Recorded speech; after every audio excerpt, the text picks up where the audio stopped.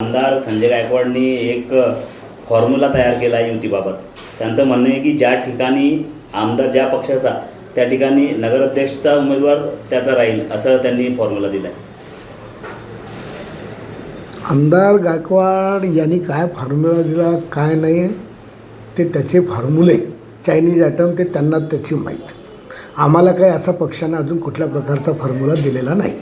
माननीय प्रदेशाध्यक्ष रवींद्रजी चव्हाण आणि राज्याचे शीर्षस्थ नेते गतिमान सरकारचे मुख्यमंत्री देवेंद्रजी फडणवीस साहेब आणि महसूल मंत्री माजी प्रदेशाध्यक्ष बावनकुळे साहेब यांच्या उपस्थितीमध्ये अमरावती येथे झालेल्या मुख्य पदाधिकाऱ्यांच्या बैठकीत आता isakal.com आहे देशातील नंबर 1 ची मराठी न्यूज वेबसाईट. प्रत्येक अपडेटसाठी isakal.com ला नक्की भेट द्या. जिल्हाध्यक्षांना व स्थानिक जे काही तालुका अध्यक्ष शहर अध्यक्ष यांना पक्षाने सारासार विचार करून युतीबाबत निर्णय घेण्याचे अधिकार आम्हाला दिलेले आहे व त्या पद्धतीने आम्ही ते निर्णय घेणार आहोत. त्याला उशिरा सुचलेलं शहाणपण आहे. या बाबतीमध्ये दुबार नावं झालेले असल्याबाबतचा सगळ्यात मोठा पहिला आरोप माननीय पालकमंत्र्यांसमोर जिल्हाधिकाऱ्यांना आम्ही लेखी स्वरूपामध्ये पत्र देऊन केलेलं आहे की अनेक ठिकाणी दुबार नावं झालेले आहेत. मृतकांची नावं वगळल्या गेलेली नाही आहेत आणि गेल्या निवडणुकांमध्ये फार मोठ्या प्रमाणावर दुबार नावं असलेल्या ठिकाणी मतदान झालेलं आहे आणि मृतकांच्याही जागेवर मतदान झालेलं आहे आणि त्यामुळे ते वगळण्यात यावं ही आमची सुद्धा मागणी सगळ्यात पहिले आम्ही मागणी केलेली आहे. म्हणजे तुम्ही म्हणताय की उशिरा सुचलेले शहाणपण, हां, त्यांनी या उमेदवार म्हणजे जे मतदार आहे बोगस त्याचा फायदा त्यांना झाला आहे का असं वाटतं का तुम्हाला? आता या बाबतीमध्ये मला वाटते त्यांच्या विरोधात ज्या उमेदवारांनी उच्च न्यायालयामध्ये दाद मागितलेली आहे हायकोर्टात, त्यावरती न्यायप्रविष्ट प्रकरण असल्यामुळे मी त्या बाबतीमध्ये बोलणार नाही. उच्च न्यायालय त्या बाबतीमध्ये योग्य तो निर्णय काय असेल तो देईल. हे बघा, उपऱ्या म्हणण्याचा त्यांना कुठल्याही प्रकारचा नैतिक अधिकार नाही. मी तरी शिवसेनेतून भाजपमध्ये आलो. माझं पूर्ण आयुष्य शिवसेना भाजप युतीमध्ये जवळपास 35-40 वर्ष गेले व शिवसेना आणि भारतीय जनता पक्षाच्याच सगळ्या निवडणुका मी आतापर्यंत लढलो. परंतु त्यांना सगळ्यात पहिले माझ्या विरुद्ध 1999ला गद्दारी केली म्हणून त्याला शिवसेनेतून पहिली हकालपट्टी झाली. नंतर भारतीय जनता पक्षाच्या जिल्हाध्यक्ष रेखाताई खेडेकर असताना भारतीय जनता पक्षाचे सरचिटणीस पद मिळवलं. त्यानंतर नगराध्यक्ष किंवा नगरसेवक आपल्या हातात लागत नाही म्हणून छावा काढण्यात आली. छावामध्येही ते अपेक्षित अध्यक्षपद न मिळाल्यामुळे छावालाही गद्दारी करून नंतर राष्ट्रवादीत प्रवेश केला गेला. राष्ट्रवादीने नगराध्यक्षपद दिलं पण त्याही राष्ट्रवादीशी गद्दारी करून नंतर 2009च्या निवडणुकीत ध्रुपदरावसोबत गेले. नंतर ध्रुपदरावलाही सोडून मनसेमध्ये प्रवेश केला. मनसेने विधानसभेची उमेदवारी दिली, त्याही मनसेशी गद्दारी करून शिवसेनेमध्ये प्रवेश केला. ज्या शिवसेनेने विधानसभेची उमेदवारी प्रतापरावने माझं तिकीट कापून दिली, त्याही प्रतापरावला नंतर 4 नंबरवर म्हणून ज्या शिवसेनेने आमदारकीचं स्वप्न पूर्ण केलं, त्या बाळासाहेब ठाकरेंशी गद्दारी करून पुन्हा शिंदे गटामध्ये गेले. असा उपऱ्याचा प्रवास जर पाहिला तर त्यांनी खऱ्या अर्थानं त्यांना ढोपऱ्या म्हटलं पाहिजे. म्हणजे पक्ष बदलून बसून ढोपरं सोडल्या गेलेले आहेत आणि सर्व 4 धाम 4 तीर्थ ज्यांनी पूर्ण केले त्यांना मला उपऱ्या म्हणण्याचा काहीच नैतिक अधिकार नाही. दुसऱ्याकडे 1 बोट दाखवताना 4 बोटं आपल्याकडे असतात हे त्यांनी जीवनामध्ये लक्षात ठेवलं पाहिजे. हे पहा,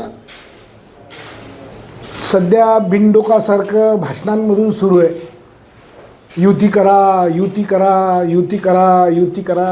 अशी भाषणांमधून कधी युती होत नसते.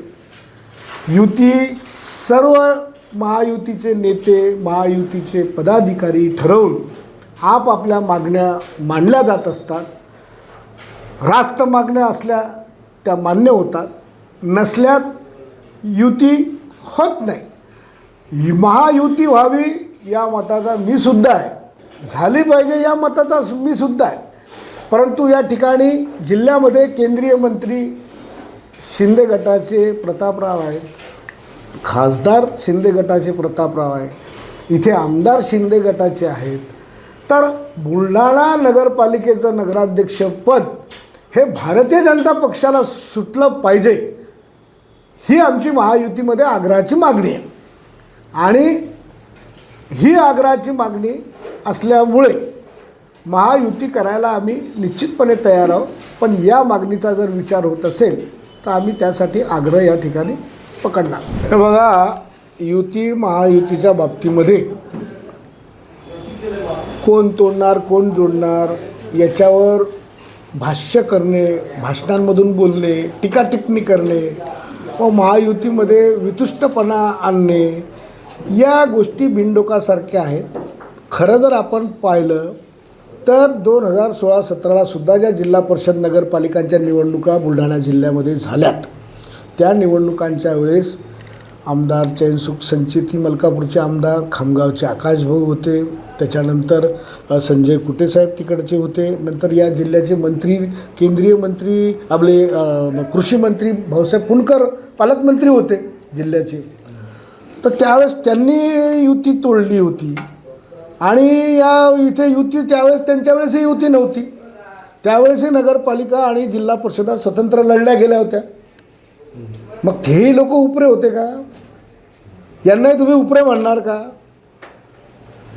अशा पद्धतीने भाष्य करून विनाकारण स्वतःचा अशिक्षितपणा दाखवणे आणि महायुतीमध्ये वितुष्ट निर्माण करण्याचा वाढवण्याचा प्रयत्न करणे हे पूर्णपणे बिंडोकपणाचं लक्षण आहे. या बुलढाणा जिल्ह्यामध्ये मी आत्ताच आपल्याला सांगितलं की माननीय मुख्यमंत्री महोदयांनी जिल्हाध्यक्षांना, तालुका अध्यक्षांना, शहर अध्यक्षांना स्थानिक पातळीवरती ज्या ज्या ठिकाणी युती शक्य असेल त्या त्या ठिकाणी युती करा अथवा ना करा या बाबतीमध्ये सकारात्मक चर्चा करून निर्णय घेण्याचे अधिकार स्थानिक पातळ्यांवर दिलेले आहे व त्या पद्धतीने आम्ही आमच्या सर्व पदाधिकाऱ्यांना सूचित केलेलं आहे व आमचे पदाधिकारी त्या पद्धतीने संबंधितांशी चर्चा करून या बाबतीमध्ये अंतिम निर्णय हा जिल्ह्याच्या सर्व आम्ही जे भारतीय जनता पक्षाचे आमदार आहेत, वरिष्ठ नेते आहेत, ते दोन्ही आम्ही जिल्हाध्यक्ष आहोत, सर्व तालुकाध्यक्ष आहोत, हे सर्व मिळून या बाबतीमध्ये आम्ही निर्णय घेणार. निश्चितपणे बुलढाणा नगरपालिकेवरती महायुतीमध्ये भारतीय जनता पक्षाला नगराध्यक्षाचं पद मिळालं पाहिजे, भारतीय जनता पक्षाला नगराध्यक्ष सुटला पाहिजे ही आमची आग्रही मागणी आहे. आणि गेल्या 25 वर्षापासून जर आपण पाहिलं 2000 सालापासून तर या ठिकाणी शिवसेनेचाही नगराध्यक्ष नाही, शिंदे गटाचा तर प्रश्नच नाही आणि भाजपचाही नगराध्यक्ष नाही. त्यामुळे माझा नगराध्यक्ष होता तोच मला पुढे द्यावा असा आग्रह करण्याचं कोणाचं काही कारण नाही. दोघांनाही इथे ओपन चान्स आहे. आणि गेल्या नगरपालिका निवडणुकीमध्ये या ठिकाणी शिवसेना एक संघ असताना लढली, आज शिवसेनेचे 2 गट झाले. राष्ट्रवादी त्यावेळेस एक संघ असताना लढली, तेव्हा राष्ट्रवादीचेही 2 गट झाले. भारतीय जनता पक्षच हा एक संघ आहे, बाकी सगळ्यांची शक्ल पडली आहे. त्यामुळे इथे नगराध्यक्ष आमचाच हा एकेकोरपणा कुठेही अशा प्रकारे युतीमध्ये महायुतीमध्ये चालत नसतो.